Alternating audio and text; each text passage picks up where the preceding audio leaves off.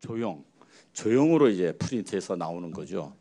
그 기술을 갖고 제주도에 자동차 산업을 한번 만드는 걸 해보겠다 지금 추진적으로 알고 있습니다. 그래서 그분이 하는 얘기를 듣는 게 한 30분 충분히 들으려고 하고 있고요. 또 한 분은 우리 김은광 다소 시스템 이사분이신데 이분도 마찬가지로 제가 이쪽을 잘 몰라서 어제 좀 공부를 좀 했는데요. 디지털 트윈이라고 가상 세계에 있는 거를 현실에 있는 거를 가상 세계에 그대로 갖다 놓는 그러니까 가상 쌍둥이라 볼 수 있죠. 우리말로 하면은 그거를 토대로 해서 제주도의 그 스마트 시티로 미래로 가는 길을 찾아보자 하는 그런 두 발표가 있을 겁니다. 그래서 두 분한테 먼저 두 분 아무래도 발표를 하기 전에 김준호 우리 사장님은 고향이 남원이고 제주도 분이라서 좀 더 쉽게 와서 불러올 수가 있었는데요. 그렇다고 또 바쁜 중에 오셨습니다. 우리 김준호 사장님한테 박수 부탁드리고요. 김문광 우리 이사님은 제주도뿐이 아니지만 앞으로 제주도를 위해서 스마트 시티, 똑똑한 도시입니다. 그러니까 똑똑한 도시랑 안 줘도 됩니다. 똑똑한 도시는 뭐 이제 쾌적하고 안전하고 효율, 편리한 그런 도시로 가는데 기여를 하겠다 하는 그런 사업을 하고 있어서 박수 한번 부탁드리고요. 구체적으로 발표를 들어가기 전에 그래도 한 두어 분 제가 인사를 해야 되는데요. 오늘 어제 밖에 보면은 자료집도 있습니다. 제가 제주국제협의회 회장을 맡고 있어요. 또 현재 제주학교 교수고요. 저는 양길련입니다. 저도 먼저 인사를 드리겠습니다. 그리고 제주국제협의회는 항상 행사할 때마다 우리 회원들은 잘 아시겠지만 절대 저는 혼자 하지 않고 꼭 누구를 파트너를 구합니다. 그 중에 이번에는 이제 주로 서울에 계시는 우리 두 단체가 있는데요. 도민회 말고요. 서울 제주 균형 발전위원회. 그러니까 서울에 계신 도민들과 뭐 다른 분도 좋습니다. 또 제주에 있는 분들이 손을 잡고 요즘 지방 균형 발전이니까 서울과 제주가 손을 잡아서 균형 발전을 가는데 조금이나마 기여하자 해서 모임이 있습니다. 그의 그 회장님이 위원장이죠. 위원회니까 강대성 위원장님 우리 성산포 분이신데 강대성 위원장님, 네 우리 박수 한번 부탁드리겠습니다. 제가 마이크로는 이렇게 안 들고 그냥 박수만 받는 걸로 이렇게 하겠습니다. 또 한 분은 이제 서울도민회에 청년회가 있습니다. 뭐 산악회도 있고 뭐 여성회도 있고 많은 그 예하 단체가 있는데요. 청년회 회장을 맡고 있는 우리 김윤경 사장님. 예.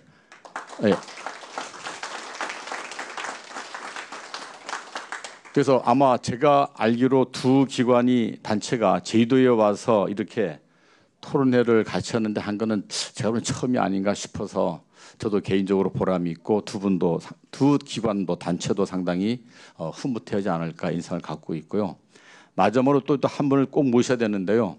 우리 제주국제협의회 제가 10대 회장인데 이제 8대 회장을 했었습니다. 우리 고충석 제주학교 총장님. 우리 박수 한번 부탁드리겠습니다. 예.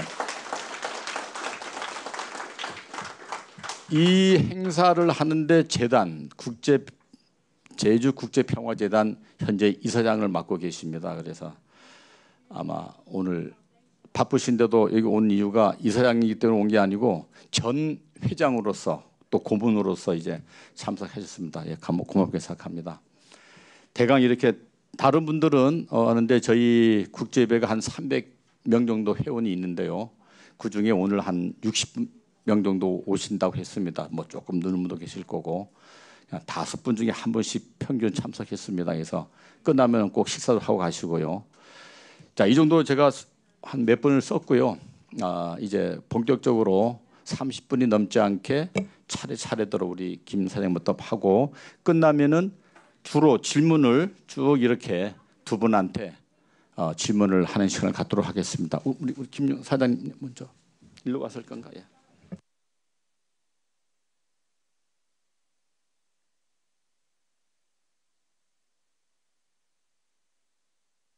안녕하십니까. 먼저 인사드리고 시작하겠습니다. 저는 3D 프린터로 전기 자동차를 만드는 제주모터스 대표이사 김준호입니다. 이게 파워포인트가 앞에 없으니까 이게 이쪽을 보고 얘기를 하게 돼서 약간 시선 처리가 되게 애매하긴 한데요. 최대한 가까이서 여러분들하고 같이 할 수 있도록 하겠습니다.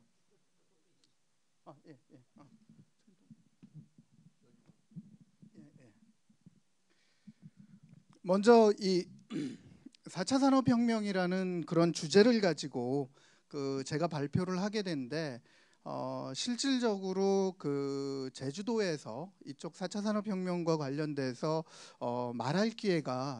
얘기할 기회가 저는 나름대로는 꽤 있었습니다. 특히 저는 제주일보 논설위원을 겸임을 하고 있으면서 실제로 컬럼에도 실론에도 많이 제주도와 관련된 부분에서 이 4차 산업혁명 쪽에 많은 그런 이슈들을 제기를 하고 있습니다. 먼저 4차 산업혁명이라고 하면 지금 많은 분들이 특히 우리나라는 약간의 오해나 왜곡이 있는 것 같습니다. 왜 이런 얘기를 말씀을 드리냐면 우리나라에서 얘기하는 이 4차 산업혁명 시대 내지는 4차 산업혁명이라는 거는 기술 혁신에 포커스를 되게 많이 두고 있습니다. 그래서 뭐 알파고라든지 뭐 AI, 그다음에 뭐 ICT, 사물 인터넷, 그다음에 뭐 블록체인 이런 식의 하나의 특정된 그런 기술에 포커스를 둬서 많은 언론이나 이런 발생할 수 있는 일자리 변화에 대한 그런 보고서입니다. 결국에 그 보고서에는 OECD 국가 16개국이 250만 개의 일자리가 없어진다라는 그런 결론이 나온 거거든요. 그러면서 처음으로 4차 산업혁명이라는 용어가 거기에서 나타나게 된 겁니다. 근데 우리나라는 그 4차 산업혁명이라는 용어에서 4차 산업 기술에 포커스를 두고 특히 독일에서 인더스트리 4.0이라는 그 시스템, 그거는 공장의 업무 효율화, 효율 개선을 위한 그런 시스템인데요. 그거와 맞물려서 4차 산업혁명은 마치 기술 혁신이 궁극적인 목적이다라고 인식을 많이 하고 있습니다. 결국에 우리가 혁명이라는 평가를 내릴 때에는 엄청난 변화를 동반을 하는 거라고 생각을 하거든요. 결국에 제가 보는 4차 산업혁명은 어떤 형태가 됐든지 간에 우리 삶의 패러다임을 분명히 바꾸는 그런 변화라는 겁니다. 이 변화는 기술 혁신이라는 기반을 통해서 새로운 우리 사회를 만드는 그런 변화를 의미한다라는 거고요. 그 변화에 대해서는 다음 페이지에서 다시 말씀을 드리도록 하겠습니다. 그럼 과연 우리 사회의 패러다임의 변화라고 하는데 그 패러다임의 변화가 어떻게 나올 거냐에 대한 그런 궁금증을 가질 수밖에 없습니다. 특히 요즘에 공유 경제에 대한 그런 화두가 많이 나오거든요. 뭐 되게 안타까운 일이지만 지금 뭐 택시 문제, 특히 뭐 타다나 우버나 그런 택시 문제로 인해서 이 택시에 대한 부분과 공유 경제를 포인트로 하는 이런 공유 경제 시스템하고 지금 불협화음 내지는 마찰이 있고 있는데요. 제가 볼 때는 분명히 공유 경제는 대세입니다. 왜 공유 경제가 패러다임을 바꿀 수밖에 없냐면 과거에는 이런 공유를 할 수 있는 절대적인 기술력 내지는 시스템이 부족했었습니다. 왜냐하면 우리가 과거에도 렌트카라는 부분들이 있었지 않습니까? 렌트카가 있었음에도 불구하고 그 렌트카를 요구하는 사람과 필요한 사람과 그거를 제공해 줄 사람을 플랫폼을 만드는 게 너무나 어려웠습니다. 고작 해봐야 전화나 뭐 해외 같은 경우에는 뭐 텔렉스나 이런 부분들이 돼 있었고 실제로 공유할 수 있는 그런 내용들, 그런 것들이 적었지만 현재는 전 세계에서 시가총액의 뭐 탑이라고 할 수 있는 우버, 그 다음에 에어비앤비는 남는 방을 공유를 하는 거거든요. 과거에는 어느 누구 집에 그 방을 빌리기 위해서 방 한 칸을 빌리려면 복독방 내지는 발품을 팔아야 되지만, 이제 내가 미국에 가서 뭐 1개월을 살고 뭐 일주일을 가고 뭐 2년 뭐 1년을 가더라도 전혀 문제 없이 플랫폼을 통해서 가게 되는 겁니다. 그다음 두 번째 제가 보는 관점은 다품종 소량 생산 체계입니다. 이 다품종 소량 생산 체계가 가장 중요한 거는 우리들의 삶에 많은 변화를 주는 거고요. 우리가 가질 수 있는 가치를 변화시키는 겁니다.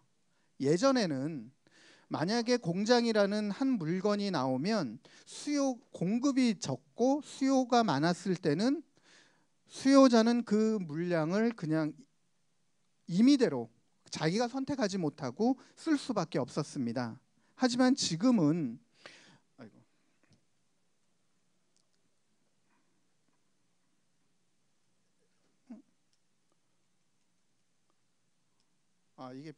이게 아디다스에서 만든 건데요. 지금 통상적으로 본인들이 갖는 가치에 따라서 소비자는 많은 돈을 지불을 합니다. 이거는 자라라는 그런 그 여성복의 그런 그 사례고요. 이 신발은 아디다스가 3D 프린터를 통해서 30만 컬레를 그 생산을 해서 대박을 터뜨린 겁니다. 특히 사람의 발은 다 양쪽이 다릅니다.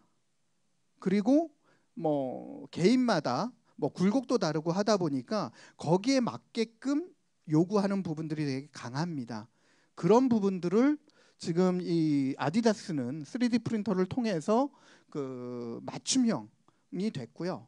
그다음 두 번째는 소비자가 요구하는 제품의 수명이 되게 짧아졌습니다. 지금 웬만한 그런 그 시스템, 공장의 제조 시스템은 장치 산업입니다.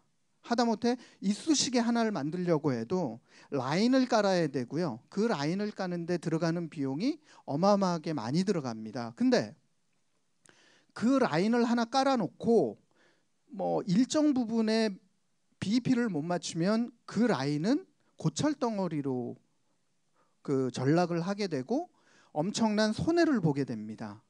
근데 고객들이 요구하는 제품은 계속 짧아져요. 제품의 수명은. 예전에는 자동차 한 대를 사면 뭐 10년 탔다고 하면 이제는 5년. 그다음에 그 안에 들어가는 옵션, 요구하는 부분들이 되게 달라집니다. 그런 부분들에 대해서 분명한 변화들이 지금 나타나고 있고요. 제가 봤을 때 4차 산업혁명 이후에 가장 우리의 삶에 변화를 줄 수 있는, 그 다음에 공장 시스템에 변화를 줄 수 있는 그런 그 패러다임의 변화입니다. 우리가 통상적으로 공급자라고 하면 물건을 공급을 하는 사람은 물건을 생산해서 공급을 한다라고 생각을 합니다. 그래서 생산자와 공급자는 동일하다라고 보는 거거든요. 근데 향후에는 공급자가 생산자가 되지 않을 수가 있고 이 개연성이 엄청나게 높습니다. 무슨 말이냐면 수요자, 원하는 사람이 내가 생산하고자 하는 물건을 내가 생산할 수 있다라는 겁니다. 그거를 가능하게 해주는 게 3D 프린터고 마이크로 팩토리라는 겁니다. 만약에 이 수요자와 생산자가 같은 시스템의 패러다임이 변화가 된다라고 하면 이제까지 그 우리가 알고 있는 유통의 개념이 바뀌게 됩니다. 유통의 개념이 어떻게 바뀌게 되냐면 기본적으로 생산자는 물건을 만들고 그 만든 물건을 유통이라는 그런 그 네트워크를 통해서 팔게 되잖아요. 근데 내가 직접 물건을 만들어내게 되면 물건이 거래가 되는 게 아니고 도면이 거래가 되는 세상이 됩니다. 그러면 만약에 제가 컵을 사겠다라고 하면 매장에 가서 컵을 사는 게 아니고요. PC에서 도면, 컵이라는 그런 물건의 도면을 사서 집에서 출력해서 제가 쓰는 겁니다. 이게 패러다임이 변하고 이게 앞으로 우리 삶의 변화가 되는 겁니다. 아마 이런 세상이 올까라고 퀘스천을 생각하시는 분이 많으실 겁니다. 하지만 이 시대가 도래하고 있고요. 지금 현재 도면이 거래되는 플랫폼도 존재하고 있습니다. 그러면 지금 많은 분들이 알고 계신 골드만삭스라는 그 회사가 있습니다. 뭐 골드만삭스 그러면 전 세계 가장 큰 IB라고 투자은행 겸 증권회사인데요. 이 골드만삭스가 2017년도에 IT 기업이라고 선언을 했습니다. 우리가 알고 있는 골드만삭스는 금융기관이잖아요. 금융회사가 왜 IT 기업이라고 얘기를 했지? 그것도 대표이사가 선언을 했습니다. 그러니까 본질을 봐야 될 게 골드만삭스에서 우리는 금융기관이 아니고 IT 기업이라고 선언을 하면서 얘기한 게 고객들한테 제공되는 제품과 서비스는 변한 게 하나도 없습니다. 우리는 모릅니다. 골드만삭스가 왜 IT 기업인지 아니면 왜 금융기관인지 알 필요도 없어요. 하지만 골드만삭스는 기본적으로 업의 본질을 IT화 시켰습니다. 그게 가능한 게 빅데이터, 인공지능, ICT, 사물 인터넷 이런 부분들이 결합이 돼서 간 거고요. 골드만삭스는 전체 직원의 50% 이상을 신입사원 같은데 테크놀로지 파트 경력자를 뽑습니다. 그리고 30% 이상이 테크놀로지 기술이고요. 그 비중이 계속 높아져 갑니다. 제가 얼마 전에 한국에 있는 은행에 계신 분하고 얘기할 기회가 있었는데 제가 이런 4차 산업혁명 쪽에 얘기를 하니까 그런 말씀을 하시더라고요. 올해 신입사원 120명의 IT 인력을 뽑았다는 거예요. 제가 딱 한마디 했습니다. 그거는 세 발에 피도 안 되는 거라고. 골드만삭스에 비하면 그런 인식을 가지고 자기네들이 변화됐다라고 생각을 하면 전혀 변화할 수 없다라는 말씀을 드렸습니다. 그 이유 중에 하나가 인터넷 뱅킹과 인터넷 뱅크의 차이를 보시면 압니다. 인터넷 뱅크와 인터넷 뱅킹의 차이는 없습니다. 제가 볼 때는. 왜 없느냐?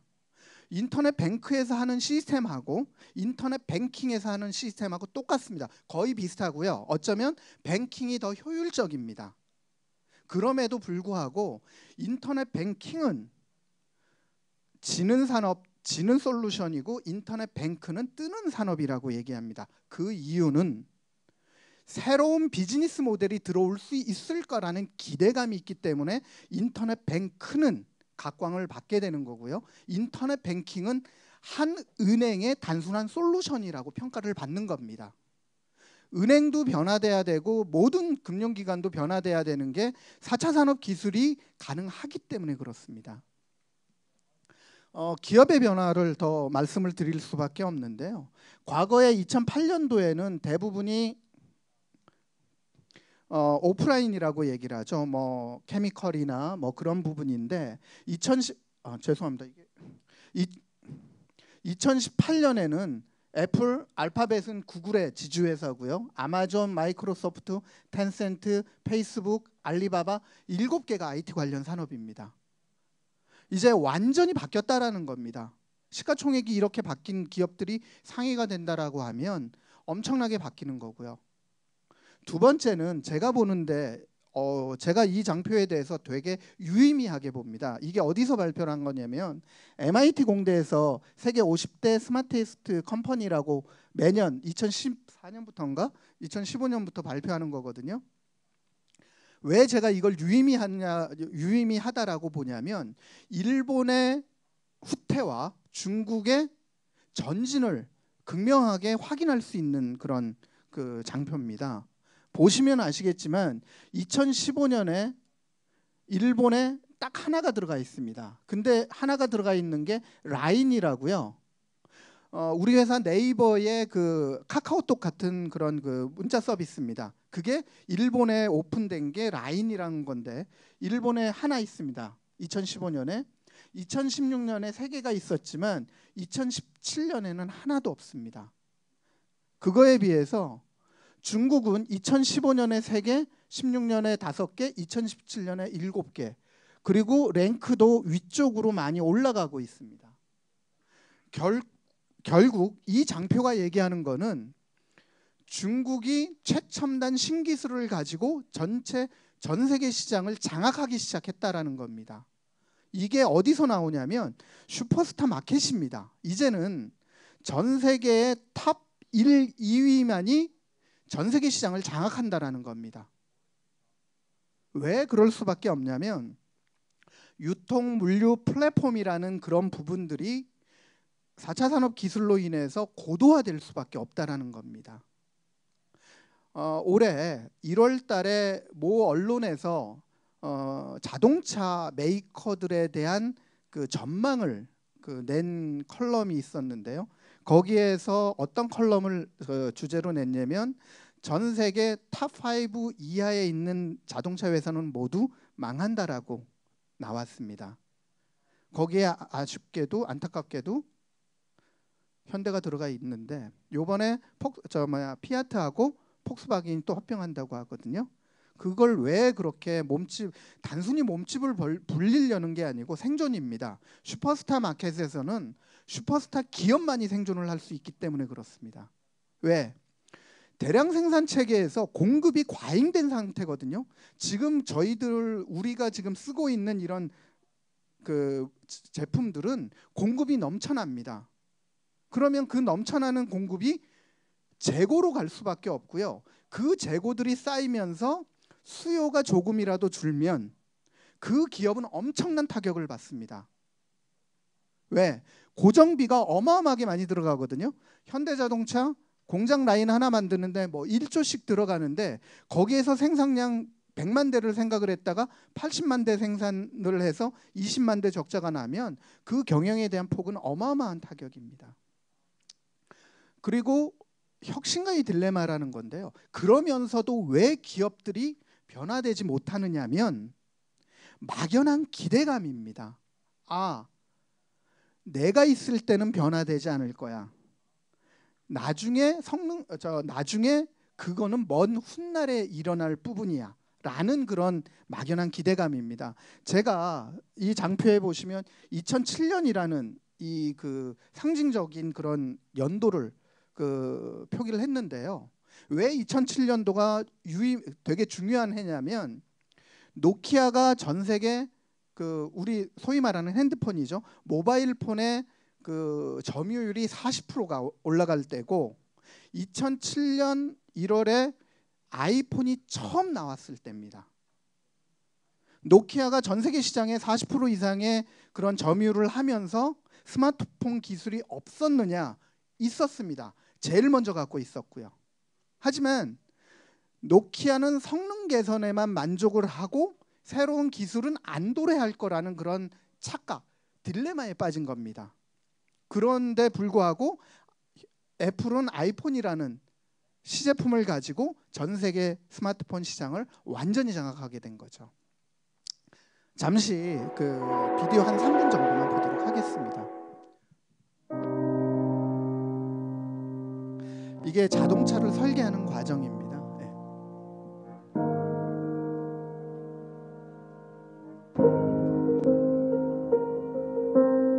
제가 이 비디오를 틀어드리는 이유는 제주도에도 완성차를 만들 수 있다라는 그런 가능성과 확신이 있기 때문에 보여드립니다. 많은 사람들이 현대자동차든 벤츠든 디자이너를 갖고 있어야 된다라고 생각을 하잖아요. 디자인의 자동차 회사에 자동차 디자이너가 없어도 자동차 디자이너 저런 부분을 다 모질이 3D 프린터로 만들고 내장 다 3D 프린터로 단 이런 배터리나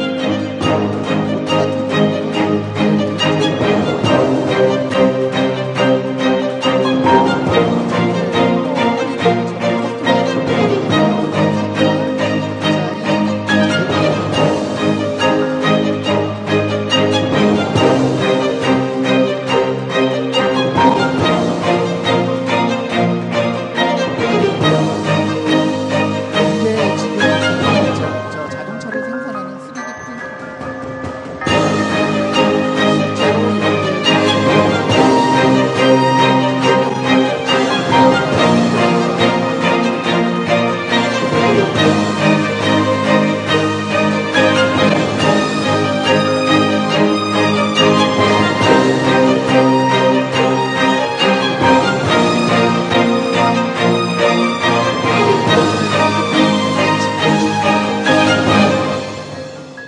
저게 다 부품이 되는 거고요. 예, 뭐 범퍼도 되고 그렇게 됩니다. 지금 전 세계에서 3D 프린터로 전기 자동차를 만드는 회사가 딱 두 군데가 있습니다. 미국의 로컬모터스라는 회사가 있고요. 그 다음에 이탈리아의 XEV라는 회사가 있는데 로컬모터스하고도 저희가 MOU가 돼 있고 XEV라는 회사하고는 본계약이 체결이 돼 있습니다. 근데 왜 제가 이 사례로 얘기를 하냐면 로컬모터스는 자기네 회사가 자동차 회사라고 얘기를 하진 않습니다. 플랫폼 회사라고 합니다. 아까 말씀드린 것처럼 이 디자인들이 디자인하고 없습니다. 챌린지라고 공모 형태로 해서 옵니다. 아, 오늘 4인승짜리 차를 만들 텐데 디자인이 와. 그럼 100개, 200개씩 옵니다. 그럼 엔지니어들이 그걸 보고요. 엔지니어 설계가 가능하다라는 것들을 판단을 합니다. 그러면서 경합을 시킵니다. 일종의 뭐 우리 슈퍼스타 K처럼. 그래서 1등한테 1등을 선정을 하고 그걸 제품화시킵니다. 이게 그렇게 해서 다 디자인된 겁니다. 이건 자율주행 버스고요. 이거는 그 드론입니다. 에어버스하고 공모를 해서 실질적으로 200kg짜리 화물용 드론을 개발을 한 거고 현재 미넨에 이 마이크로 팩토리라고 만들어서 지금 생산을 하고 있습니다. 지금 우리가 통상적으로 그 3D 프린터라고 하면 다 플라스틱이라고만 생각을 합니다. 그러다 보니까 안정성에 대한 그런 의구심들을 되게 많이 갖고 있고요. 쉽게 말해서 이거 장난감 아니야? 그런 말씀을 많이 합니다. 근데 여기 보시면 아시겠지만 이게 BMW의 그 구조거든요. 똑같은 벌집형 허니컴 방식인데 이건 쇠입니다. 쇠인 경우에는 부딪히거나 그러면 복원력이 없습니다. 부러지거나 파손이 되지 복원력이 없습니다. 이거는 나이론 계통, 우리 나이론 그러면 보통 여성분들은 스타킹만 생각을 하시잖아요. 나이론 재질이 생각보다 질기고 보온력도 있고 되게 좋습니다. 탄소 섬유도 있고요. 강화 플라스틱도 있고 이 탄성 보건력이 어마어마하게 좋습니다. 그러면 같은 벌집형 구조임에도 불구하고 훨씬 더 보건력에 의한 탄성을 갖게 되는 거죠. 그러면 부딪혔을 때 어떤 게 더 안전하겠습니까? 그러니까 이런 부분들에 대한 선입견들을 이해를 통해서 많은 다양한 것들을 통해서 보여드리고자 하는 게 제가 생각하는 부분이고요. 오늘 같은 데서 이렇게 또 발표할 수 있는 게 되게 감사하게 생각을 하는 겁니다. 뭐 소재는 아까 말씀드린 것처럼 PLA라고 플라스틱 종류도 있고요. 나일론, 뭐 탄소 섬유랑 합금한 뭐 여러 가지가 있을 수가 있습니다.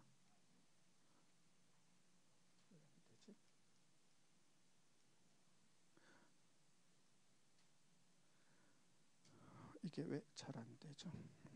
이거는 맞춤형인데요. 아까 말씀드린 것처럼 이렇게 그 라이트 하나만 바꾸는데도 기존 라인에서는 어마어마한 비용이나 그 어려움이 있는데 그냥 앉은 자리에서 이렇게 그 바꿀 수 있고 앞에 있는 범퍼라든지 그런 부분들도 쉽게 바꿀 수가 있는 거죠.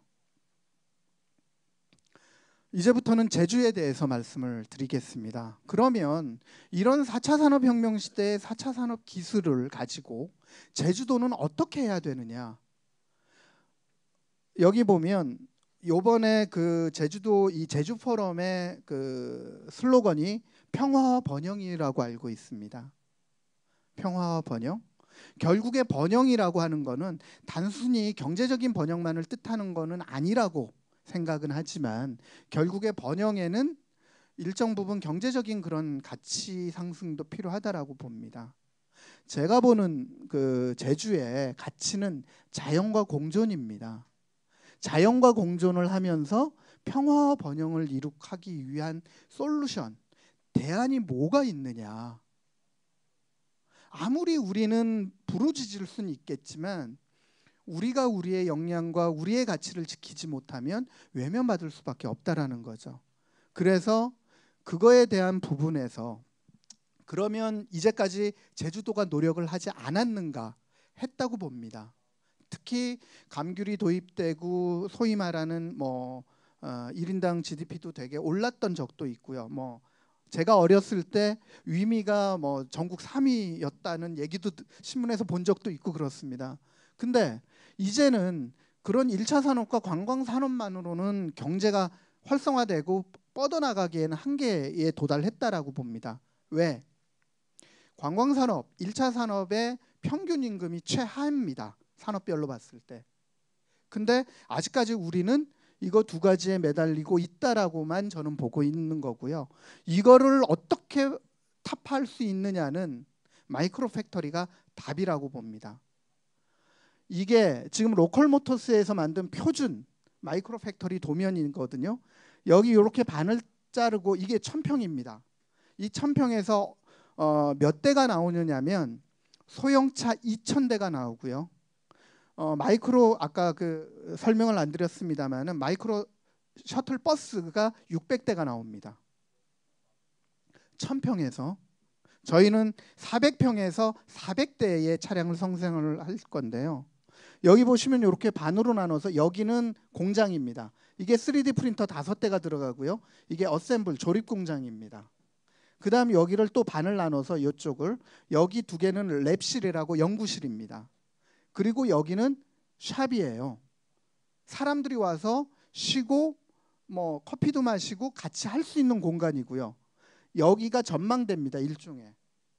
여기서 이게 다 유리로 오픈을 해서 이 공장들을 다 볼 수 있고 필요하면 내가 직접 제작에 참여할 수도 있게끔 하는 겁니다. 이게 새로운 개념의 공장이고 새로운 개념의 마이크로 팩토리라는 겁니다. 마이크로 팩토리는 어떤 공장이냐면 저희 제주에 마이크로 팩토리 그러니까 아까 보여드렸던 차 400대를 만들 수 있는 공장이 설립될 수 있다라는 겁니다. 그러면 기업은 생산성을 가져야 되잖아요. 400대를 생산을 하고 400대만 팔아서 BEP가 손익분기점에 도달할 수 있나? 많은 분들이 400대 팔고 어떻게 맞춰? 영업이익률이 30% 넘게 나옵니다. 왜? 고정비가 기존에 들어가는 라인 값의 10분의 1, 20분의 1입니다. 25억이면 400대짜리 공장을 만드는데 전혀 문제가 없습니다. 하지만 일반적으로 자동차 한 라인을 깔려면 최소 250억, 300억씩 들어갑니다. 그런 게 마이크로 팩토리의 경쟁력이고요. 그게 제주에 있음으로써 어떤 산업이든지 간에 들어올 수 있다라는 거를 확실하게 보여드리는 겁니다. 마지막으로 시간이 다 돼서 마지막으로 지금 저희가 마이크로 팩토리를 만들기 위한 하나의 그런 그 전시장 내지는 쇼룸을 지금 준비를 했습니다. 그래서 언제든지 오시면 지금 현재 죄송합니다. 이게 3D 프린터거든요. 여기에서 만들어서 조립을 할 수 있는, 조립까지는 아직 이 쇼룸에서는 안 되지만 이런 공간을 만들어서 지금 저희가 궁금하신 부분들을 되게 다 설명을 해드리는 그런 공간이 있기 때문에 언제든지 오시면 제가 설명을 해드릴 수 있도록 하겠습니다. 시간이 딱 30분이어서요. 30분에 마치도록 하겠습니다. 감사합니다. 네, 우리 김준호 박사님 감사합니다. 예. 그다음에 우리 김은광 또 사장님 발표 부탁드립니다.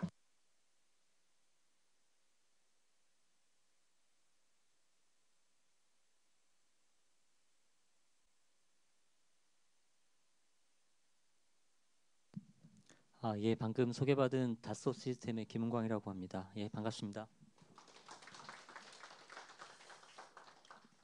이렇게 뜻깊은 행사에 좀 이렇게 발표할 수 있는 기회를 주셔서 너무 감사드리고요.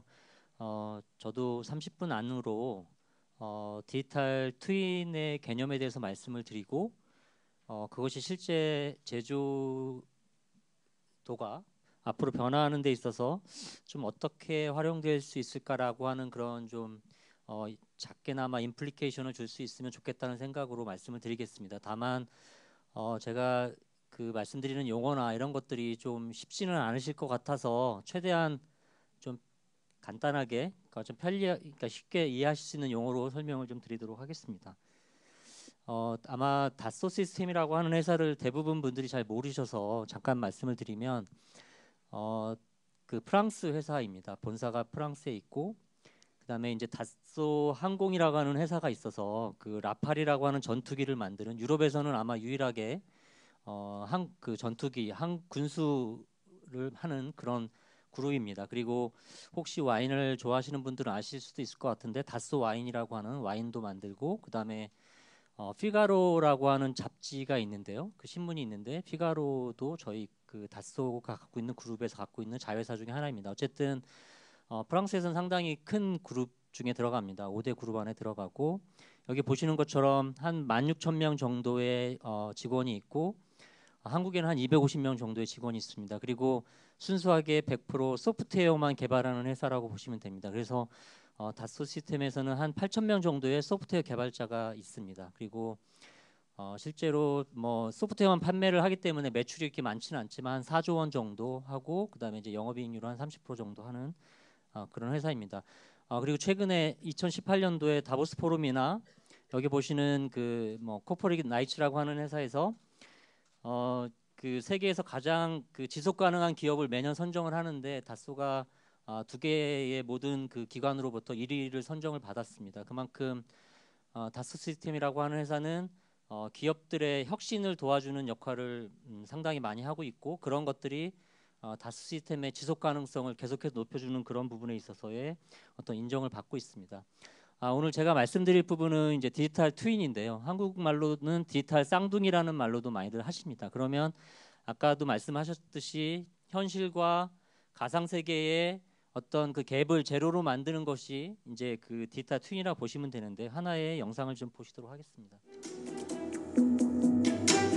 다소 시스템이 사실은 자동차와 항공기를 설계하는 툴을 전 세계에 가장 많이 판매하고 있는 회사입니다. 여기 보시면 왼쪽과 오른쪽에 이제 화면이 어떻게 보면 동일하다고 보셨을 수도 있는데, 지금 보시는 거는 사실은 가상의 화면입니다.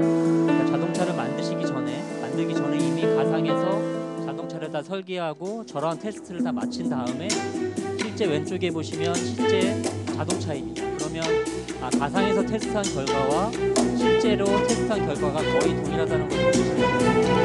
그만큼 요즘에는 이렇게 디지털 기술이 발달되기 때문에 실제 설계하실 단계부터 가상에서 모든 것을 다 검증해 본 다음에 그것을 다 마친 다음에 실제 생산하러 들어가 버리면서 생산에 들어가는 비용이나 어떤 그런 리스크를 최소화하는 형태로 자동차나 또는 항공기나 이런 것들이 모두 진행되고 있습니다. 그래서 이거를 보시면 이제 가상에서 만든 것이 실제 만든 것보다 굉장히 줄어들고 있다는 것을 보실 수가 있습니다. 그래서 이렇게 쓰이는 디지털 트윈이라고 하는 기술이 여기 보시는 것처럼 항공기나 그다음에 또는 공장에도 많이 적용이 되었습니다. 그리고 이 기술이 계속해서 이제는 도시로까지 확대가 되어서 2015년부터는 싱가포르라고 하는 나라에서 버추어 싱가포르라고 하는 프로젝트가 진행이 됐었고요. 여기 보시면 보잉 777이 1995년도에 최초로 이제 제품 출시가 되었는데, 다소 시스템이 갖고 있는 솔루션을 통해서 실물이 없이 100% 가상에서 이렇게 설계를 하고 테스트를 마친 다음에 실제 항공기를 제작에 들어갔습니다. 그래서 이 항공기에 들어가는 부품이 한 150만 개가 된다고 합니다. 그러면 그 150만 개의 부품의 속성을 어떻게 디지털로 이해하고 해석할 수 있느냐에 대한 기술이 있어야만 실제로 이렇게 자동차를 항공기를 설계하실 수가 있는 거고요. 그다음에 이제 4차 산업이 들어오면서 스마트 팩토리라는 용어가 많이 이제 얘기가 되고 있는데요. 여기 보시는 것처럼 죄송합니다. 제품을 생산하는 모든 과정도 이렇게 가상 환경에서 먼저 다 시뮬레이션을 하신 다음에 실제 그것을 갖고 실제 제조에 들어가는 그런 형태로 진행이 된다고 보시면 될 것 같습니다. 그래서 오늘은 이제 제주도에 대해서 말씀을 드리려고 이제 준비를 했기 때문에 스마트 시티라고 하는 개념에 대해서 먼저 좀 이해를 하셔야 될 것 같아서 간단하게 말씀을 드리려고 합니다. 여기 보시는 것처럼 도시라고 하는 것은 다양한 정치, 사회, 문화 이런 다양한 요소들이 결합되어 있는 공간이 바로 도시라고 보시면 될 것 같고요. 여기에 이제는 IT 기술이 상당히 많이 결합돼서 실제 돌아가고 있습니다. 그러면 이렇게 각각의 영역에 대한 그 도시의 속성들에 대한 내부의 어떤 인터랙션도 있을 뿐만 아니라 각 영역 간에도 있고, 또한 그것이 기술적인 시스템, IT 시스템과도 상당히 많은 어떤 연관과 의존하는 그런 것들이 존재합니다. 근데 도시가 갖고 있는 특성이 가장 중요한 것 중에 하나는 뭐냐면, 한번 결정을 하면 그것을 뒤집기가 상당히 어렵습니다. 예를 들면 도로를 하나 만드시면 그 도로를 다시 원복하실 수가 없죠. 그리고 어떤 의사결정을 하게 되면 그것을 다시 되돌리는 것이 상당히 어렵습니다. 그렇기 때문에 도시에서는 뭔가 하나의 의사결정을, 중요한 의사결정을 하시게 되면 그것이 계속해서 지속하는 경로 의존성의 어떤 속성을 가지게 됩니다. 그렇기 때문에 이런 도시에 있어서의 어떤 의사결정은 매우 중요하고, 그것을 함에 있어서 이것과 관계된 이해관계자분들이 다 참여하실 수 있어야 되고, 그것들이 정말 실제로 도시에 어떤 영향을 미치는지 실제 그것을 검증하고 충분한 논의를 통해서 의사결정을 하는 것이 무엇보다도 중요합니다. 그렇기 때문에 그것들을 지원할 수 있는 IT 기술이 상당히 많은 도움을 줄 거라고 생각을 하고 있고요. 디지털 트윈이 그러한 부분에서 상당히 많은 도움을 줄 거라고 생각을 하고 있습니다. 그래서 새로운 도시에 뭔가 새로운 어떤 서비스나 새로운 혁신적인 아이디어를 도입을 하시려게 되면 그것들은 기존에 없던 것들이 상당히 많으실 겁니다. 그러면 그것들이 도시에 어떻게 적용될 것이고, 그것이 어떻게 도시를 변화시킬 수 있는지를 먼저 상상할 수 있어야 되고, 그것들을 실제로 디지털로 모델링을 하실 수가 있어야 됩니다. 그래서 그런 것들을 상상하고, 자유롭게 상상하는 것들을 실제로 모델링하고, 그것들이 실제 구현되기 전에 먼저 가상 공간에서 실험을 해보시고 뭔가 검증을 해본 다음에 실제 도시에 그걸 적용한다 그러면 기존에 하던 방식보다는 훨씬 더 효율적이실 거고, 훨씬 더 시행착오를 줄일 수가 있기 때문에 디지털 트윈이라고 하는 그런 기술 요소들을 도시에 적용하신다고 하면 어느 정도 부분은 기존과는 새로운 방식으로 도시를 만들어 가실 수 있을 거라고 생각을 합니다. 그래서 이러한 디지털 트윈의 기술이 싱가포르와 프랑스의 렌이라고 하는 도시에서 실제로 적용이 됐었는데요. 요거에 대한 사례를 먼저 간단히 말씀드리고 진행을 하도록 하겠습니다. 버추어 싱가포르 프로젝트는 그 신문을 이제 IT 관련된 신문을 보시는 분들은 현재 올해도 한 서너 번의 기사화가 됐기 때문에 많이 아실 텐데요. 여기 보시는 것처럼 2015년부터 해서 쭉 도시 전체의 모든 그런 그 도로나 건물이나 어떤 지형에 관련된 모든 것들을 여기 보시는 것처럼 가상 공간으로 모두 올린 다음에 여기서 다양한 테스트를 하고 실험하는 그런 준비들을 계속해서 해왔었고, 작년부터는 그런 가상 공간에서 만들어진 그런 환경에서 실제로 공무원분들이 의사결정도 하시고 새로운 것들에 대한 계획도 하는 그런 형태로 실제 이 플랫폼이 활용되는 형태로까지 진행이 되었습니다. 그래서 여기 보시는 영상을 한 3, 4분 정도 보시고 실제 어떻게 버추어 싱가포르가 만들어졌는지를 설명을 드리도록 하겠습니다.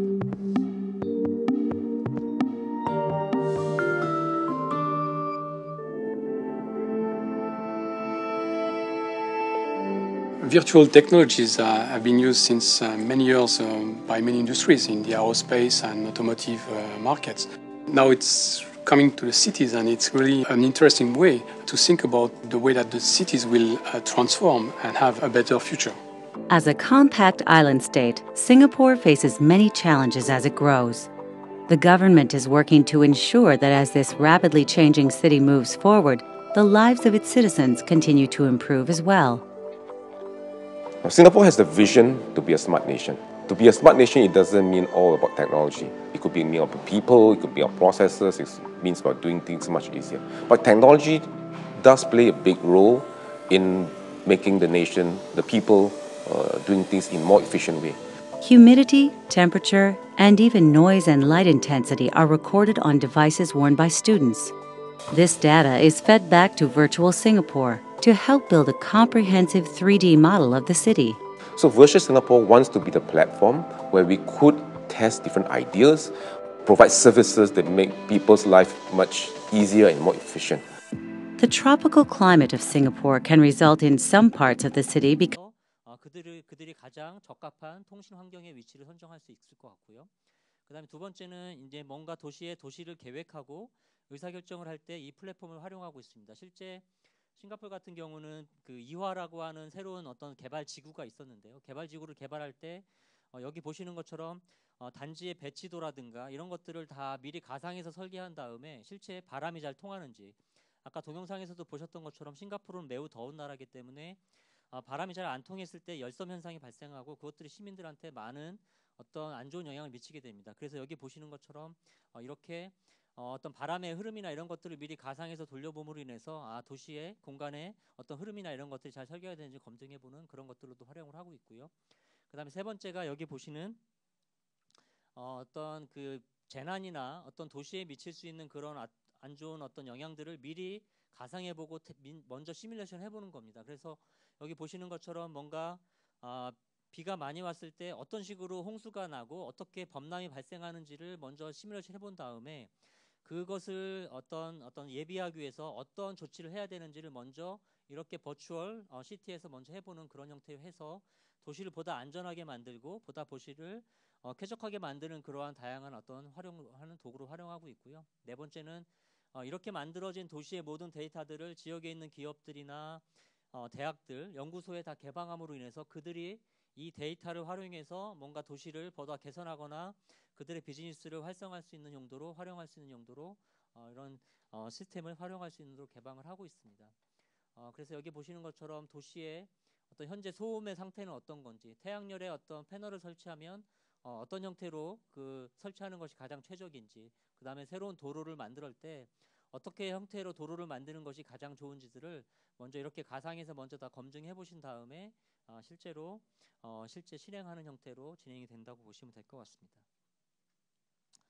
그 다음은 이제 짧게 프랑스의 렌이라고 하는 도시에 대해서 간단하게 말씀을 드릴 텐데, 여기 보시는 것처럼 인구 45만의 그렇게 크지 않은 도시지만 면적은 상당히 크고요.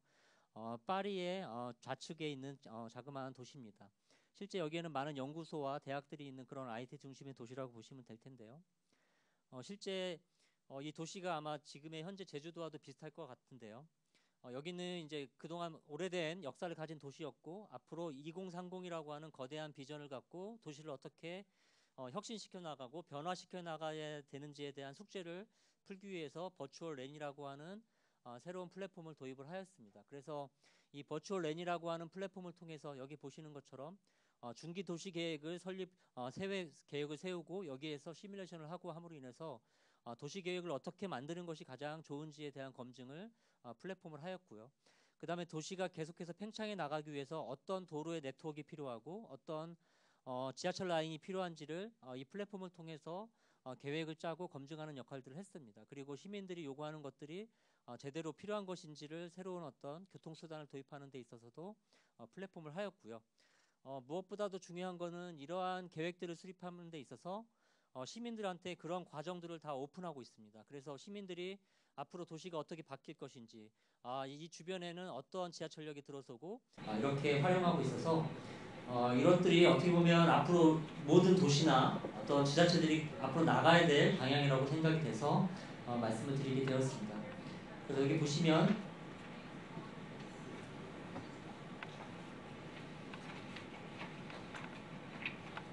플레이 좀 보시겠습니다. 플레이 좀 시켜서 보시겠습니다. 클릭을 좀 해주시면.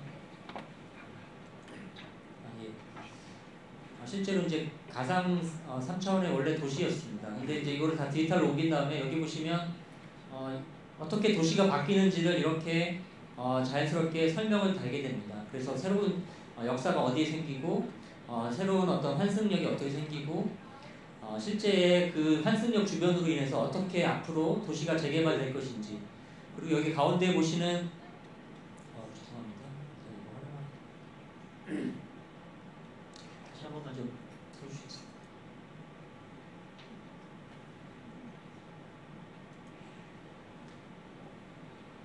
예, 그거 좀 보여주십시오.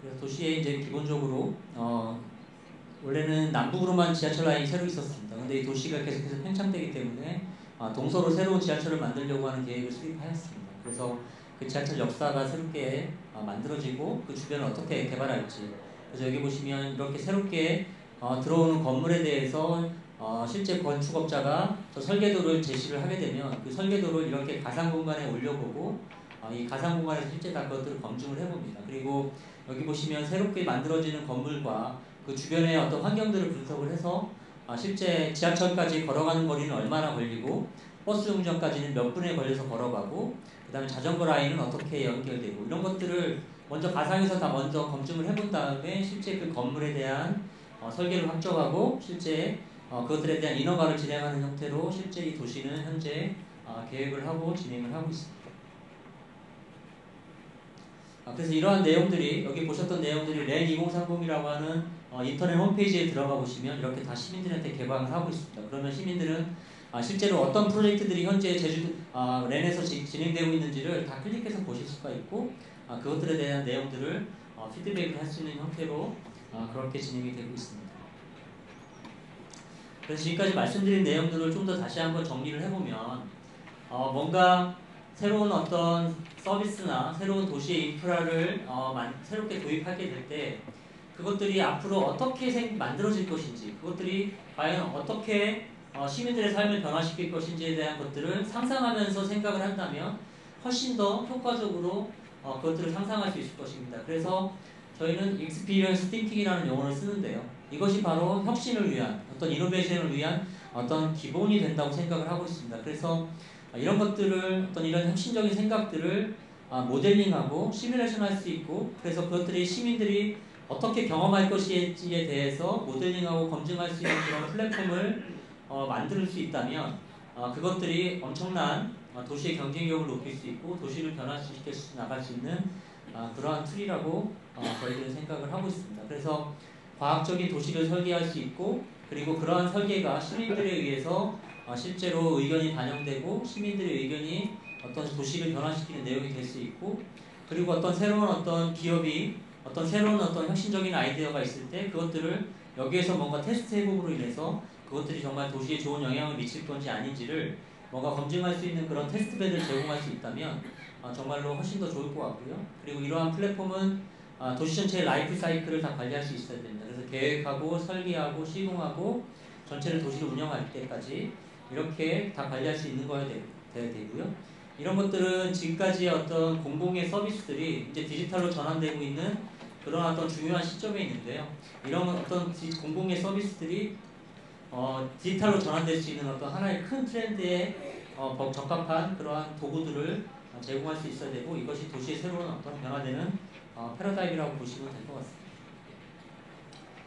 그래서 이러한 디지털 시티 플랫폼은 여기 보시는 것처럼 다양한 어떤 협업과 아이데이션을 할 수 있는 그러한 모델링을 할 수 있는 툴들을 기본으로 제공을 하고 그 위에 도시를 계획하고 데이터를 분석하고 시뮬레이션하고 할 수 있는 이러한 다양한 도구들을 같이 제공함으로 인해서 새로운 도시를 설계하고 의사결정하고 운영하는 데에 필요한 다양한 기능들을 제공하는 그런 플랫폼이라고 보시면 될 것 같습니다. 그래서 실제 렌 같은 경우는 이러한 가상의 플랫폼을 먼저 만드는 작업들을 먼저 했고요. 이러한 가상의 플랫폼 위에서 실제로 여러 가지 분석을 하고 여러 가지 시뮬레이션 할 수 있는 그런 기능들을 하나하나 만들어가고 있습니다.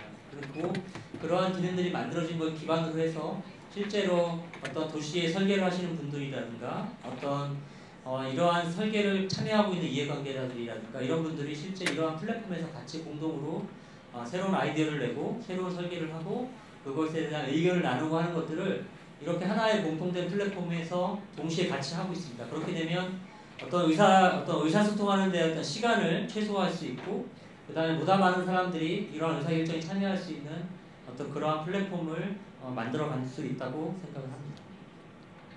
그래서 이게 실제 만들어진 플랫폼의 화면인데요. 실제 어떤 도시의 의사결정하시는 어떤 도시의 계획을 담당하시는 분은 실제로 만들어지는 어떤 지하철 역사가 어떻게 만들어질 예정이고 그 안에 설계도를 하나하나 그 안에 들어가서 보시고 실제 도시의 마스터 플랜은 어떻게 되어 있는 건지 이런 것들을 다 자기의 그냥 컴퓨터에서 볼 수도 있고 스마트폰으로 다 볼 수가 있습니다. 그러면 그 내용들을 일일이 확인하고 거기에서 뭔가 궁금한 게 있으면 바로 클릭해서 그 담당자를 확인하고 그 담당자한테 이것이 어떤 의미가 있는 건지 이것이 왜 이렇게 만들어진 것들을 바로 확인하라고 할 수 있는 질문도 할 수 있는 것들이 되어 있어서 기존과는 새로운 다른 방식으로 이렇게 도시의 어떤 그런 과정들이 변화시켜 나간다고 보시면 될 것 같습니다. 그래서 그러면 이러한 가상 도시는 어떻게 만드냐면 여기 보시면 실제로 기존의 도시 모델들을 요즘에는 인공위성 사진이라든가 이런 것들이 다 데이터로 만들어져 있기 때문에 그것들에 대한 표준 포맷만 있으면 가상 도시를 만드는 것은 어렵지 않습니다. 그래서 여기 보시는 것처럼 이렇게 이게 실제 위성 사진이나 이런 것들을 일정한 디지털로 할 수 있는 그런 툴들을 활용해서 실제 가상 공간으로 옮긴 것인데요. 여기 한번 보시겠습니다. 여기 보시면 실제로 이렇게 기존 도시와 가상에 만들어질 것들을 이렇게 플랫폼에서 간단하게 머지할 수 있는 그런 형태로 실제 만들 수가 있고요. 그리고 새롭게 만들어지는 이런 어떤 그 도시의 건물의 설계도가 있으면 그것들을 도시 모델에 실제 쉽게 이렇게 머지를 해서 보시는 것처럼 그냥 간단히 드래그 앤 드랍만 하시면 새롭게 만든 건물의 설계도가 기존 도시 모델과 같이 이렇게 머지가 됩니다. 그러면 이 건물의 설계도가 주변의 어떤 그 환경과 잘 어우러지도록 설계가 된 것인지, 그 다음에 실제 뭐 고도 제한이라든가 여러 가지 용적률이라든가 이런 것들에 대한 규정을 다 지키고 설계가 된 건지를 이 플랫폼 안에서 다 확인하시고 의사결정할 수 있는 것들로 그렇게 진행된다고 보시면 될 것 같고요. 그 다음은 실제로 여기 보시면 이게 지상만 이렇게 모델링을 할 수 있는 게 아니라 지하까지도 다 모델링을 할 수가 있습니다. 그래서 이거는 실제 메트로 라인의 지하철역의 그 지하가 어떻게 설계되어 있는지를 실제로 확인하실 수가 있습니다. 그러면 여기 보시는 것처럼 지하에 그 지하철이 지나가고 있는 그런 어떤 그 통로를 확인하실 수가 있는데요. 이렇게 지상과 지하가 다 하나로 연결된 그런 모델을 만들어서 도시 전체를 다 관리할 수 있고, 제가 볼 때는 뭐 바다라든가 이런 것까지도 다 모델링을 해서 실제로 도시 전체를 지하와 지상과 항공까지도 다 이렇게 모델링을 해서 관리하실 수가 있을 거라고 생각이 듭니다. 그래서 이러한 디지털 시티 플랫폼은 실제로 도시를 계획할 때, 그리고 설계할 때, 그리고 실제 구축할 때 이런 것들에 대한 모든 것들에 대한 것들을 가상에서 할 수 있도록 지원할 수 있어야 됩니다. 그리고 실제 이렇게 만들어진 어떤 가상 공간이 이것들을 활용해서 도시의 어떤 비즈니스를 하시는 분들이나 학생들이나 또는 연구소들이 이것들을 활용해서 그들의 어떤 연구나 어떤 비즈니스가 더 발전될 수 있는 형태로 지원됨으로 인해서 지역의 경제가 활성화할 수 있는 용도로 이것들이 활용될 수 있어야 될 것 같고요. 그 다음 실제 이것들을 가지고 도시를 운영할 때 기존에 설계했던 내용대로 실제 도시가 운영되는 건지, 실제 계획과 실제 결과는 어떻게 되는 것들을 면밀하게 비교하고 운영하고 검토함으로 인해서 보다 도시가 최적화돼서 운영될 수 있는 형태로 그렇게 관리할 수 있는 그런 기능들을 디지털 시티 플랫폼에서는 제공되어 있습니다. 일례로 아까도 말씀드렸는데요. 이 렌이라고 하는 도시에서는 기존의 지하철 라인이 남북으로만 있었는데 실제 동서로 만들기 위해서 어떻게 하면 가장 최적의 지하철 라인이 만들어질 것인지에 대한 것들을 실제 플랫폼에서 분석을 했는데요. 여기 잠깐 보시도록 하겠습니다.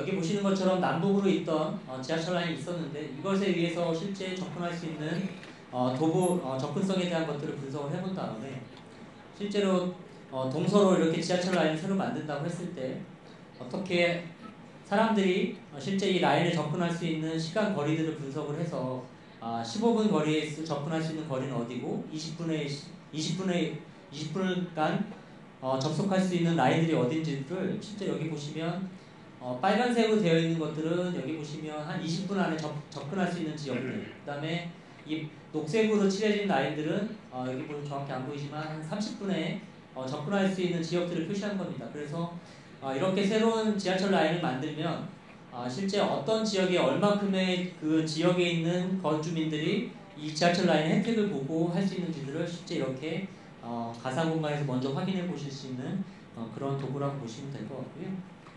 그 다음에 아까 이제 바람에 대한 부분들 말씀을 드렸는데, 만약에 도시를 새로 이렇게 만든다고 하셨을 때 도시에 대한 설계도가 나오거나 아니면 기존의 도시가 이렇게 만들어져 있을 때 현재 미세먼지 같은 것들이 이제 많이 이슈가 되고 있습니다. 그러면 실제 바람이 불 때 그 미세먼지나 이런 것들이 어디가 정체되어 있고 어디로 바람이 많이 흘러가는지들을 뭔가 미리 분석을 해본다면 현재 어느 지역이 문제가 있고 어느 지역에 어떤 그런 것들이 발생하는지를 먼저 가상에서 확인해 보시고 그 문제를 해결하기 위해서 뭔가 해결책을 도출하실 수가 있을 겁니다. 그래서 실제 이거는 저희가 전주에 도시의 한 1.5km 되는 지역을 저희가 잘라내서 실제 이렇게 모델링을 하고 바람에 대한 시뮬레이션을 한번 해봤습니다. 실제 결과가 어떻게 나왔는지를 한번 보여드리도록 하겠습니다.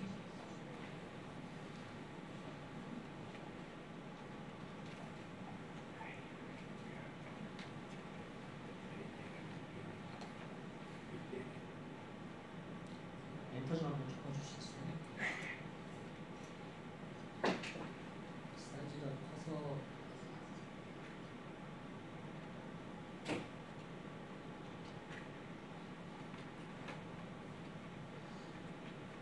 이게 지금 시뮬레이션 되는 건데 왜 플레이가 안 되는지 모르겠지만 간단히 설명을 드리도록 하겠습니다.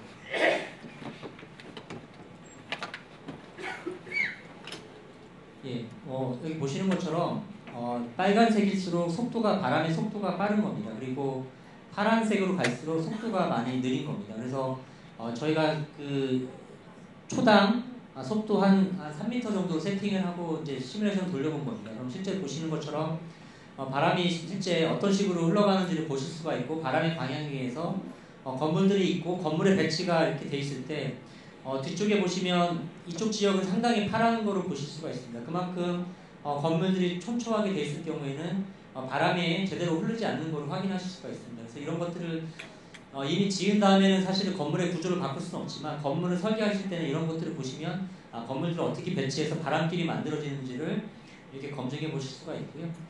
여기서도 마찬가지로 실제로 그런 어떤 바닥 표면과 실제 공기가 흐르는 그 상공에 대한 것들을 이렇게 시뮬레이션 해보면 이렇게 바닥면 같은 경우는 바람이 거의 정체가 된 것들을 보실 수가 있습니다. 그만큼 이 건물들이 촘촘히 돼 있을 수 있도록 바람이나 이런 것들이 상당히 잘 흐르지 않는 걸로 보실 수가 있고요. 이런 것들은 실제로 뭔가 도시의 어떤 의사결정을 하실 때 많은 어떤 환경들을 체크해 보실 수 있는 그런 도구가 된다고 보시면 될 것 같습니다. 그래서 지금까지 제가 좀 빠르게 말씀을 드렸는데, 뭔가 도시를 뭔가 계획을 할 때 다양한 이해관계자들, 그다음에 관계된 기관들, 그리고 시민들이 같이 협업해서 도시 계획을 만들 수 있어야 되고요. 그것들이 만들어진 계획이 어떤 시뮬레이션을 통해서 제대로 된 계획이었는지를 검증해보고, 다양한 어떤 파라미터 값을 변경해 보시면서 뭔가 새로운 어떤 의사결정을 할 수 있는 그런 형태, 그리고 다양한 도시 데이터들을 활용해서 3D로 도시 모델을 만들고 그것들을 분석해서 뭔가 새로운 의사결정하고,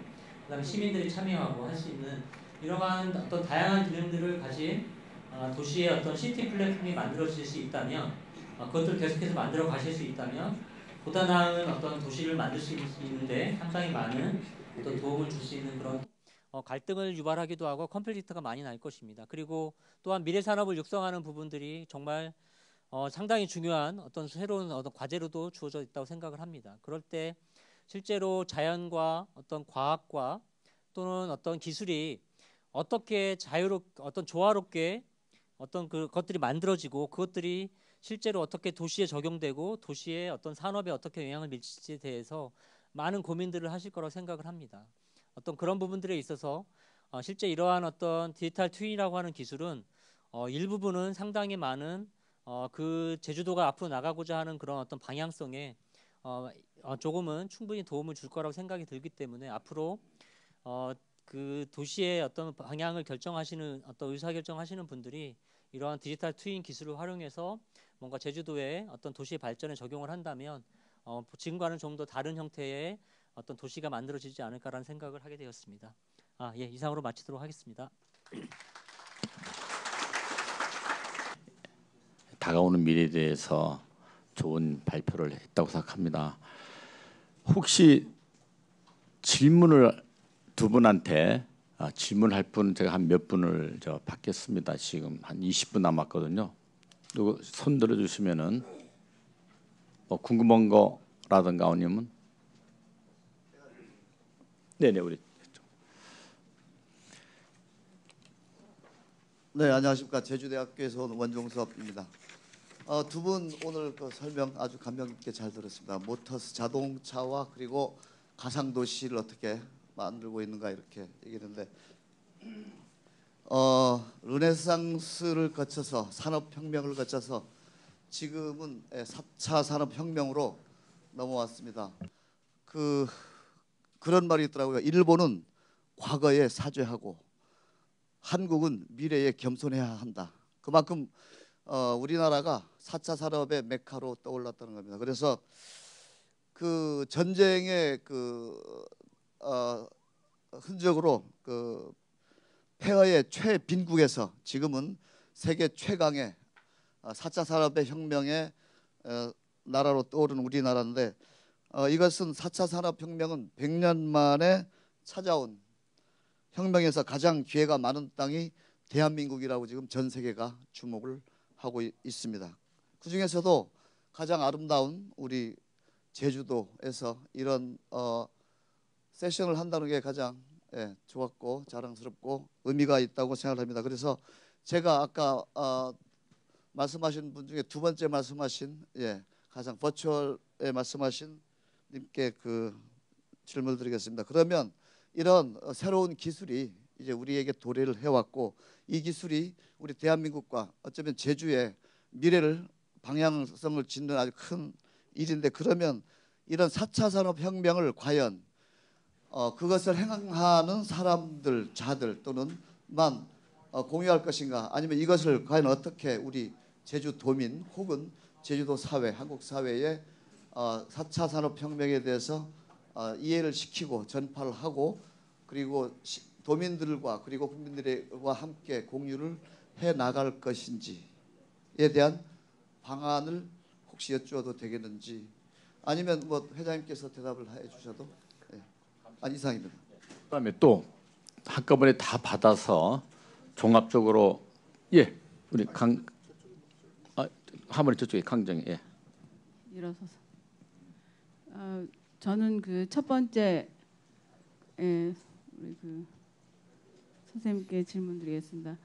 그 페이지에 보니까 이러한 부분을 실행을 하려면은 규제가 좀 이렇게 풀려야 된다, 이렇게 좀 이렇게 정리가 된 것 같은데, 혹시 이러한 연구를 하다 보면 이렇게 마음속에 둔 어떤 그런 부분들이 있을 거라고 저는 보고 있거든요.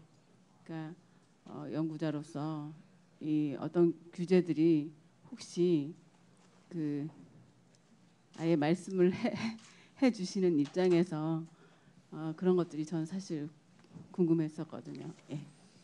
네, 감사합니다. 세 번째 우리 대사님 마영삼.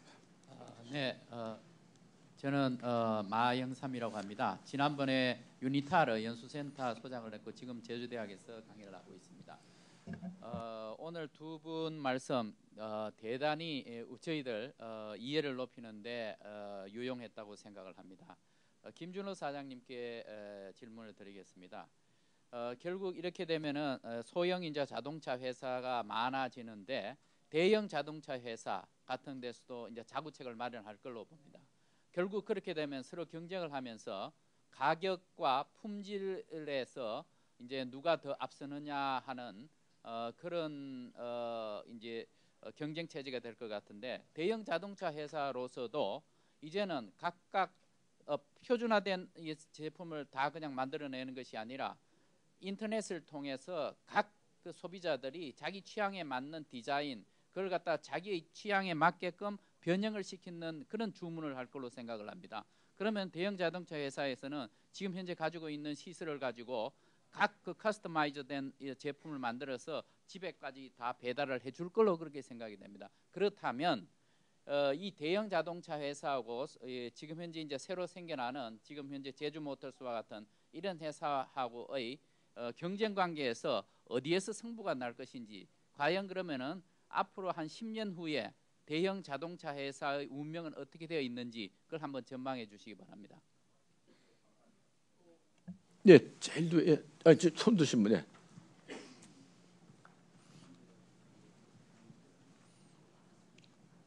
저는 그 아인스에센스의 양영진 대표입니다. 사실 저보고 이제 발표를 하라 그랬는데 제가 하는 것보다는 실제로 싱가포르에 했던 이 다소에서 하는 게 좋을 것 같아서 제가 이제 추천을 인바이트해서 이제 설명을 드렸는데요. 제가 이제 제주를 떠나서 다시 35년 만에 제주로 이전을 했는데, 제주를 와 보니 참 문제들이 많죠. 이제 제주 국제자유시를 개발을 이제 한 10년 이상 해왔고, 또 최근에 이제 그 개발로 인한 여러 가지 문제들을 발생을 해서 어떤 갈등과 대립과 분열로 지금 이렇게 치닫고 있는 그런 상황이고, 또 최근에 뭐 제2공항이라든지 뭐 이런 여러 가지 문제들 때문에 뭐 더 잘 살게 되는지 모르겠지만은 행복지수는 점점 떨어지는 것 같습니다. 그래서 제가 이런 기술 디지털 트윈 기술을 활용해서 제주도가 좀 더 제주도의 가치를 지키면서 할 수 있다고 그런 확신이 있어서 이제 실제로 싱가포르 했던 그런 데를 초청해서 했는데 오늘 좀 잘 들었고요. 제가 좀 질문 드리고 싶은 거는 자 이제 이렇게 해서 했을 때 과연 우리 경제 활성화라든지 일자리 창출이라든지 또 이런 것들이 어제 제가 어떤 다른 세션에 들어갔었는데 이런 경험들이 다 해외로 수출돼서 하던데 이런 산업 효과들이 어느 정도 가능한지 그런 것들이 좀 궁금합니다. 한두 분만 더. 예. 우리 저 문홍욱 예. 아까 손 그다음에 한 번 더 할게요. 예, 저는 두 분 열심히 브리핑 해줬기 때문에 이해를 하겠고요. 우리 양기련 우리 회장님께 건의 말씀을 드리겠습니다. 저는 오늘 하루 종일 강의를 받았어요. 섹션을. 어저께 와서 그냥 갔다가 오늘 올 적에는 무슨 섹션을 볼까 쭉 봐가지고 했는데 많이 배웠습니다. 근데 그 중에서 가장 시급한 문제가 하나 있더라고요. 무슨 문제냐면 데이터 문제입니다. 데이터. 4차 산업이 가장 중요한 부분이 데이터 아닙니까? 데이터가 기본이 돼야지 뭐 알파고도 될 수 있고 로봇도 할 수 있는데 우리 제주도가 데이터가 거의 없다는 얘기를 저는 오늘 듣고 깜짝 놀랐습니다. 무슨 얘기냐면 우리 물 문제도 그렇습니다. 물 문제도 지금 어느 지역에 기후가 온난화되다 보니까 비가 오면 폭우가 오고 또 폭설이 오고 그러다가 또 가뭄이 오면 몇 달씩 가뭄이 되는 그런 기후 변화가 있어서 물 문제도 여기서 오염이 되면 오염이 됐는지 어떻게 되는지 모른다는 얘기예요. 그럼 이런 데이터 없이 어떻게 이걸 관리를 하냐는 얘기고요.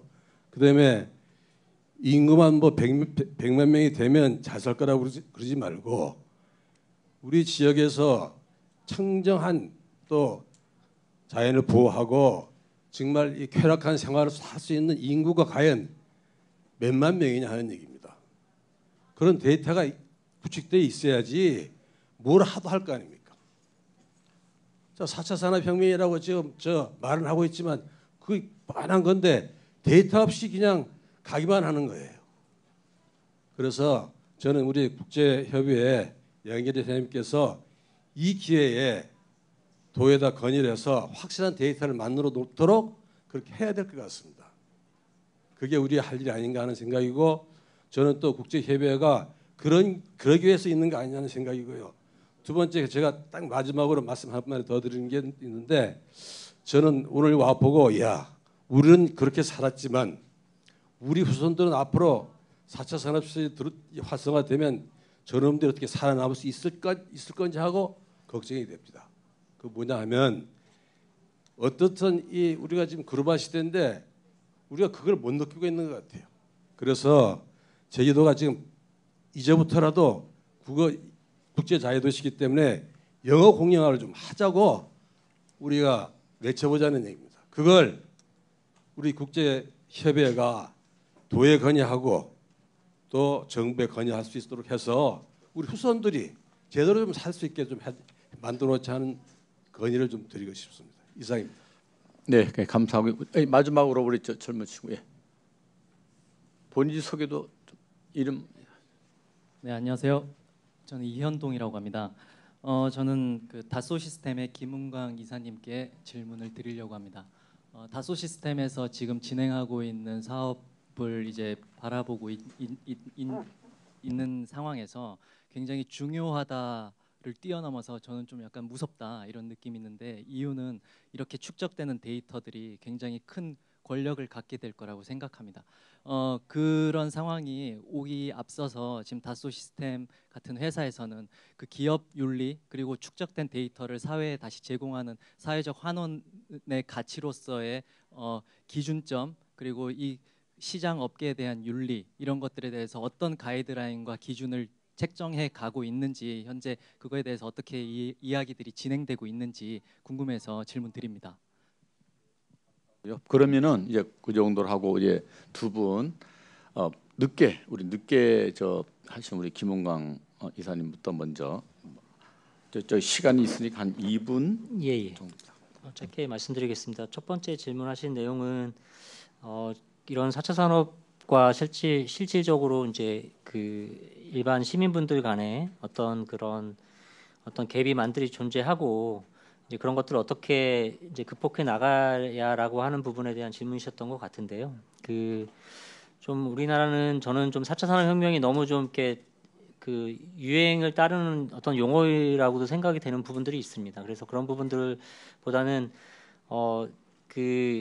정말로 독일이면 제조 쪽에 특화된 기술이 있는 거고, 미국 같은 경우는 이제 구글이나 이런 어떤 소프트웨어에 어떤 특화된 어떤 기술들이 있습니다. 그러면 과연 제주가 집중해야 될 어떤 IT 기술이 무엇인지 이런 것들을 좀 공감대를 형성하면서 만들어가는 과정들이 정말로 필요하고, 특히나 시민들과의 어떤 그런 그 교감이라고 이런 것들은 아까도 말씀드렸던 것처럼 우리나라가 제일 못하는 것이 해외나 유럽이나 미국의 나라에 비해서 제일 못하는 것이 어떤 과정에 대한 어떤 공유, 그다음에 어떤 그 시민들이 어떤 도시를 만들어가는 과정에 있어서의 시민들의 참여가 아직까지는 너무 부족한 것이 제일 큰 어떤 한계가 있는 것 같습니다. 그래서 그분들을 어떻게 해결할 거냐에 대한 부분들에 대한 고민들을 좀 더 많이 하셔야 될 것 같고, 결국에는 그 시민들이 어떤 정책이나 이런 어떤 도시의 어떤 그런 계획 수립에 어떻게 참여하느냐가 어떻게 보면 한 단계 발전해 나가는 데 가장 중요한 것 중에 하나라고 생각을 하고요.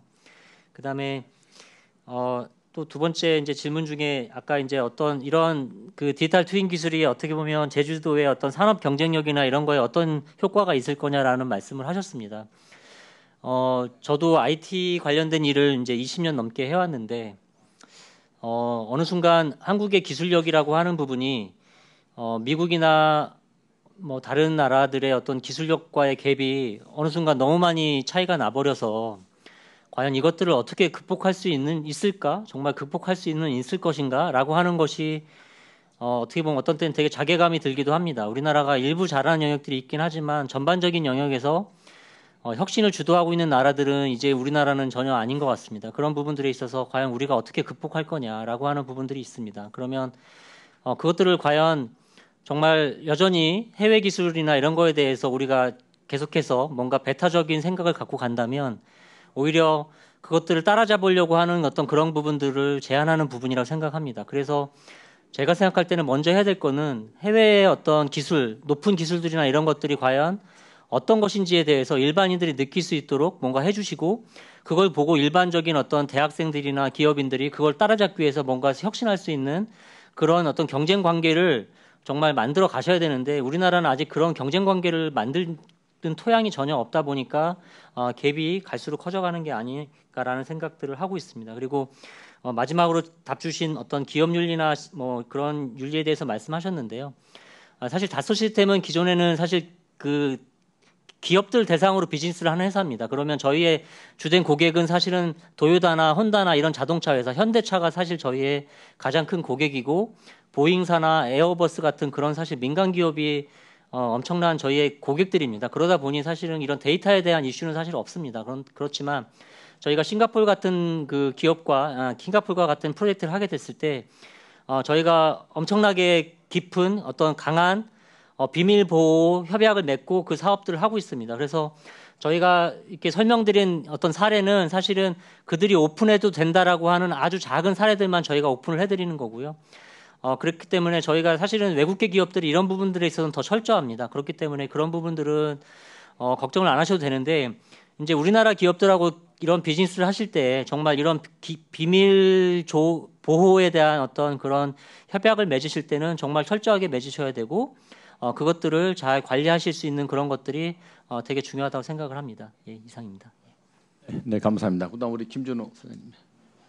네, 저한테는 두 가지 의견이 온 것 같은데요. 첫 번째, 그 규제에 대한 의견 아까 문의해 주셨는데, 정말 이게 가장 큰 기업을 하는 사람한테는 가장 큰 지금 핸디캡이고요. 특히 지금 제주도가 전기차 특구를 한다고 해서 많은 기대감들을 지금 주고 있지만 어저께 전기차 특구 관련한 그런 기업들하고 도하고 미팅이 있었습니다. 뭐 저는 참석을 하지 않고 저희 본부장에 가서 참석을 하고 왔는데요. 보류가 됐습니다. 보류가 전기차 특구 지정이 보류가 됐다고 합니다.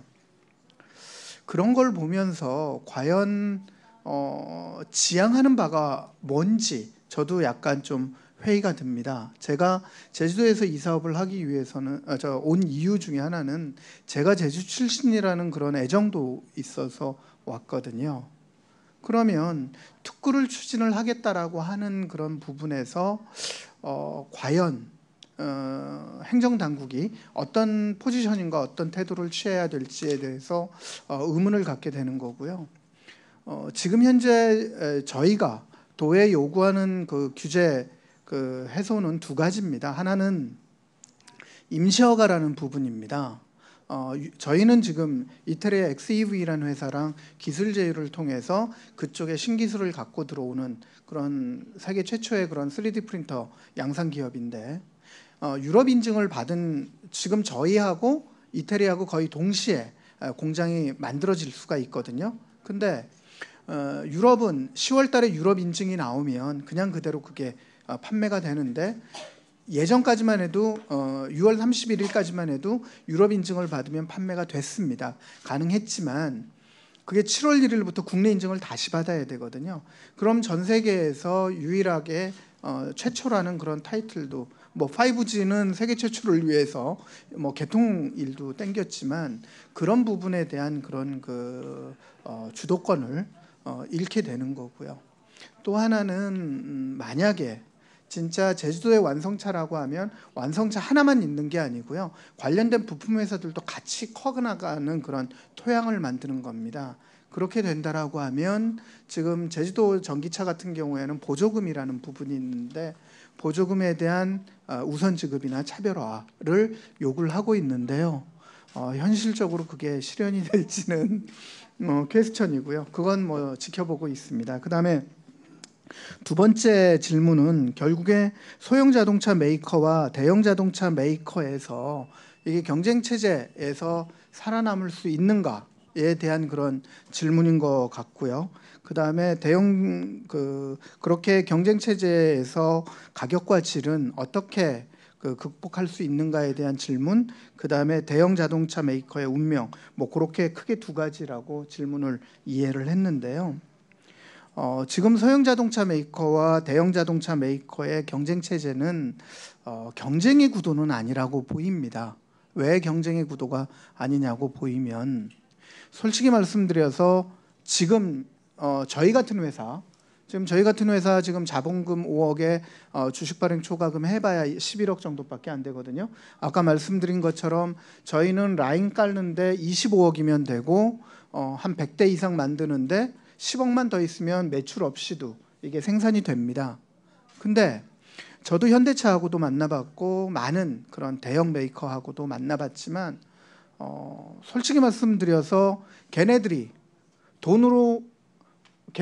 뭐 100억 200억은 돈이 아닐 수 있지 않습니까? 그쪽에서 100억 200억 갖고 들어와서 진짜 죽이겠다라고 마음 먹으면 죽을 수밖에 없다라는 불안감을 갖고 있습니다. 하지만 그러지 않습니다. 왜? 저도 그거에 대한 계속적인 질문과 퀘스천을 갖고 있거든요. 근데 아까 제가 중간에 말씀드렸다시피 혁신가의 딜레마라는 그런 부분이 존재하는 것 같고요. 왜? 최고 의사결정권자가 어떠한 의사결정을 하는데 기존에 있는 자기 시스템과 자기 프로세스를 버리기 힘들어하는 그런 특징이 있다라고 보이고요. 혁신이라고 하는 것들은 과연 만들어내는 게 아니고 만들어진다라고 봅니다. 그건 기업 문화일 수도 있고요. 오너의 그런 마인드일 수도 있고 어떠한 기술일 수도 있습니다. 근데 공룡이 뭐 여기서 물려서 뇌까지 전달이 안 돼서 멸종이 됐다는 것처럼 그런 혁신에 둔감해져 있는 게 아닌가. 그리고 아까 제가 인터넷 뱅킹이라고 얘기를 드린 것처럼 지금 있는 은행들 자산이 100조, 1000조 넘는 은행들 많습니다. 근데 지금 카카오뱅크 자본금 해봐야 2천억, 3천억 정도밖에 안 되거든요. 근데 시장이 역전되고 있습니다. 그런 데서 정답을 찾을 거라고 보이고요. 두 번째, 그 가격과 경쟁, 뭐 질에 대한 부분인데, 가격에 대한 부분은 소형 자동차 메이커는 가격 경쟁력이 없습니다. 왜? 같은 시스템인데 지금 뭐 이런 뭐 다른 회사를 특병해서 거명을 하면 되게 죄송스럽고 오해의 소지가 있긴 하지만 뭐 지금 현재 엊그저께 엑스포에도 뭐 대창모터스니 캠시스니 뭐 마스터 전기자동차니 여러 군데가 왔습니다. 그분들이 시스템은 대량 생산 체제의 기존 라인이거든요. 250억, 300억씩 들고 라인을 깝니다. 그렇게 깔고 1000대, 2000대 못 팔면 망할 수밖에 없고요. 자금력이 적기 때문에 더더욱 그 대형 자동차 메이커랑 경쟁하기가 어렵습니다. 다만 제가 조금만 왜 이 말씀을 드리냐면 저희가 하고 있는 제주모터스의 마이크로 팩터리는 개념이 다르다라는 겁니다. 대량 생산 체제의 기반이 아니고요. 3D 프린터 20대를 가지고 400대를 만들어도 영업이익률 30%가 가능한 구조가 된다라는 겁니다. 그리고 마지막으로 대형 자동차 메이커의 운명에 대해서 아까 제가 중간에 말씀을 드렸지만 메이저 1, 2가 아니면 살아남기 어려운 그런 구조가 되지 않을까라고 판단합니다. 이상으로 마치겠습니다. 네, 감사합니다. 오늘 시간이 조금 오버됐습니다. 이제 마무리로 제가 딱 1분만 얘기하고 끝내겠습니다. 오늘 얘기 들으면서 우리 또 뭐 문홍기 회장님도 말씀하셨는데요. 저는 첫 번째는 요즘 제주도의 핫 이슈가 제2공항인데요. 제2공항을 이렇게 디지털 트윈으로 미리 이렇게 싹 한번 이렇게 검증을 했으면은 이렇게 다툼이 없었지 않을까 하는 문득 떠오르는 생각. 이미 지나버렸지만 싸움은 벌어졌고요.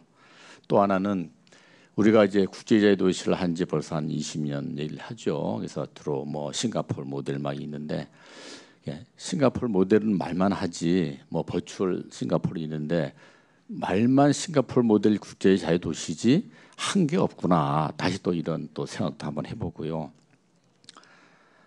마지막으로는 가상 실험 공간을 제주도에 만들면은 참 좋겠다.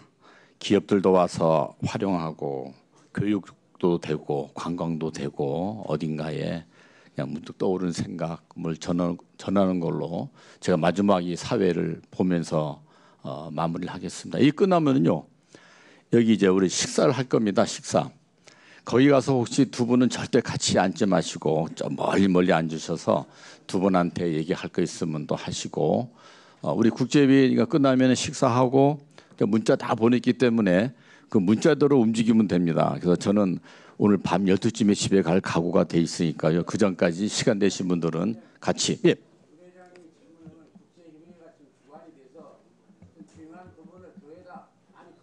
네, 알겠습니다. 그렇게 하겠습니다. 자, 우리 이거는 박수 치는 걸로 오늘 이 시간 끝내겠습니다. 감사합니다.